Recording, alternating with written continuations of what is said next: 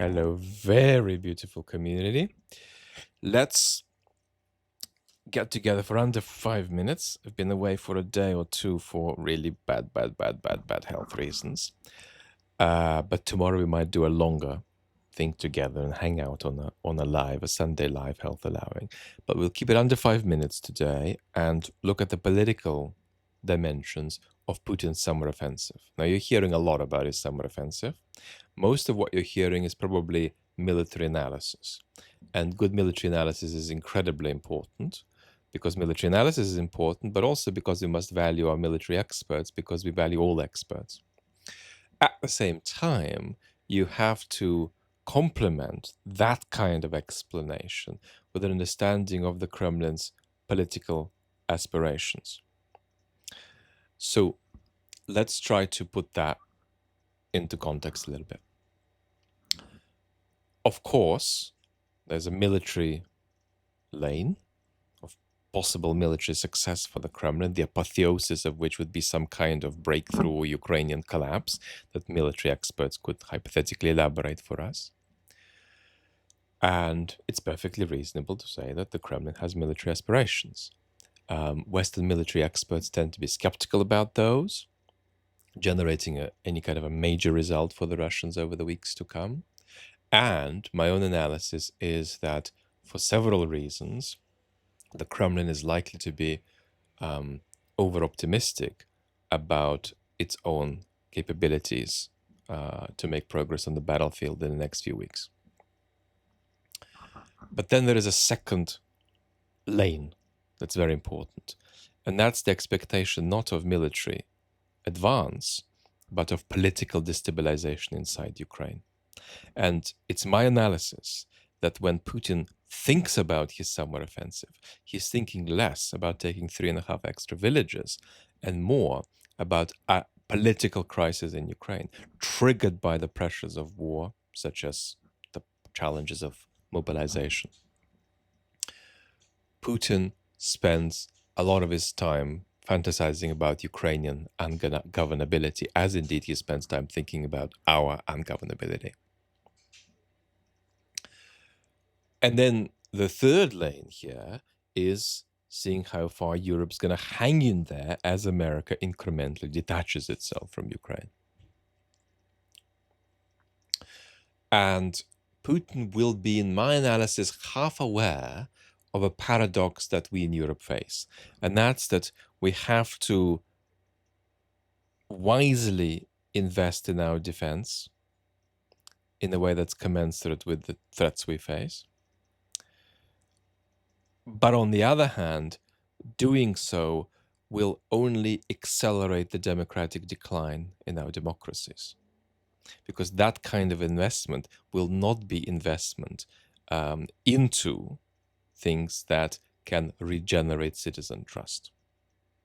It's going to take away money from such investments. And paradoxically, the more we strengthen ourselves militarily, the more likely we make it that we're going to have pro-Russian governments controlling our military resources. There is no way to simply resolve that paradox. On balance, the correct thing is to indeed invest in our defense seriously and try to mitigate as much as we can the deleterious impact on our democracies. But the idea that you could sort of buy your way out of that paradox is naive. Because in responding to the external security challenges we face, we're going to de-invest in the kind of public goods on which the diminution of the decline in trust in our societies depends. Putin is in love with the idea of internal destabilization in our societies, and so he'll be at least half conscious of this paradox. So where will this land him a few months from now? Let's say that his summer offensive doesn't do anything of substance, and so there he is again in a fairly similar position a few months from now. And let us say that no major collapse in Ukraine has occurred. and that slowly and ineptly the Europeans are sort of semi-capable of staying in the game. Putin will then be conceptually in exactly the same place as he was with Trump. And that's to say, in principle, open to a deal, as long as that deal includes arrangements that Putin thinks will be more toxic for Ukraine than for Russia.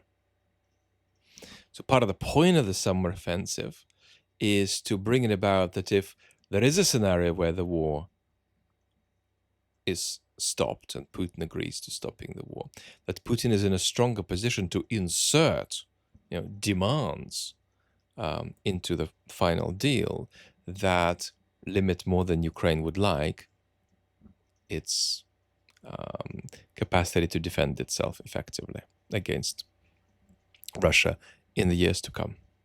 So if Putin can get a couple of extra percentage points into a deal around what he would think of as Ukrainian demilitarization,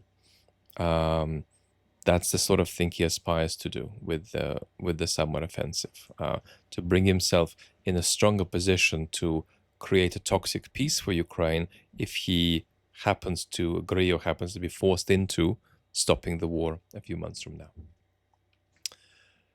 Now,